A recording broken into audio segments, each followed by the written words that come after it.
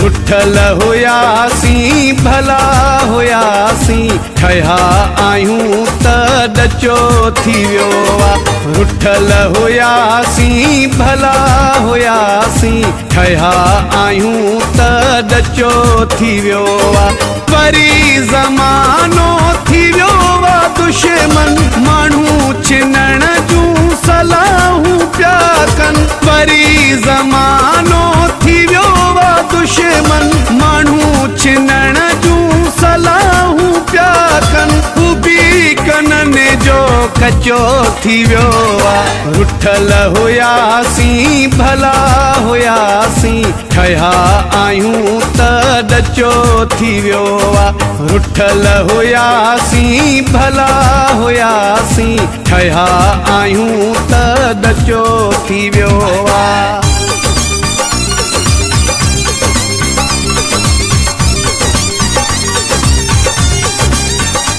प्रेम प्रेम मौला यमला बलोच।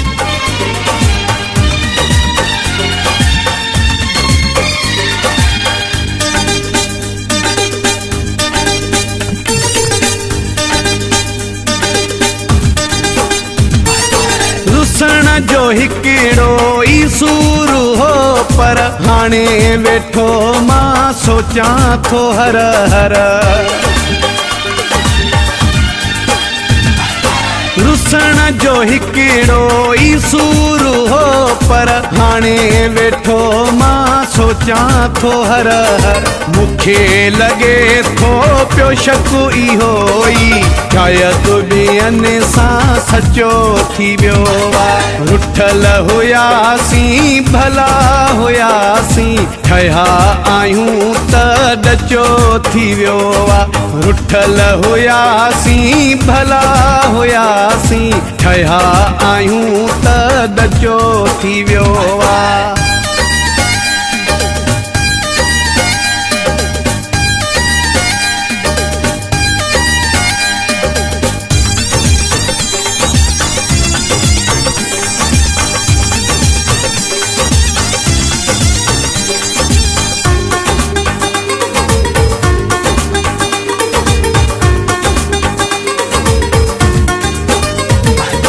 छजो वाह मन सफ़ा वकोड़े मता को यारी असांजी टोड़े।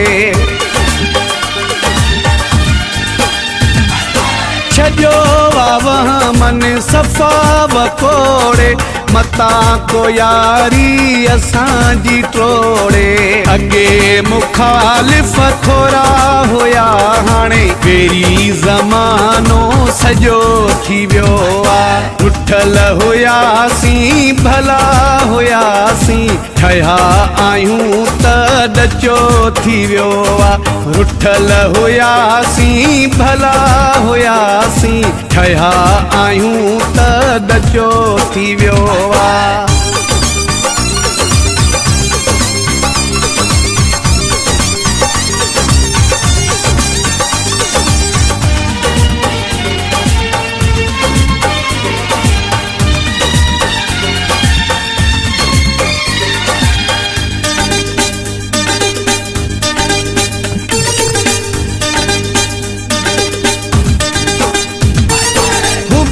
रचां जाही भव थिए थो हर को असांखे ताड़ियूं वते थो।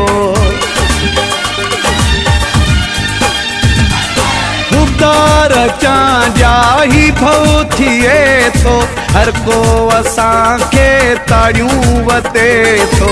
आहियां सॼो प्रेम मौला यमला बलोच। प्रेम सहलो वॾो थी वियो आहे। रुठल हुयासीं भला हुयासीं ठहिया आहियूं त ॾचो थी वियो आहे। रुठल हुयासीं भला हुयासीं ठहिया आहियूं त ॾचो थी वियो आहे। वरी ज़मानो थी वियो आहे दुश्मन माण्हू छिनण जूं सलाहूं पिया कनि। हू बि कननि जो कचो थी वियो आहे। रुठल हुयासीं भला हुयासीं भया आहियूं त ॾचो थी वियो आहे रुठल हुयासीं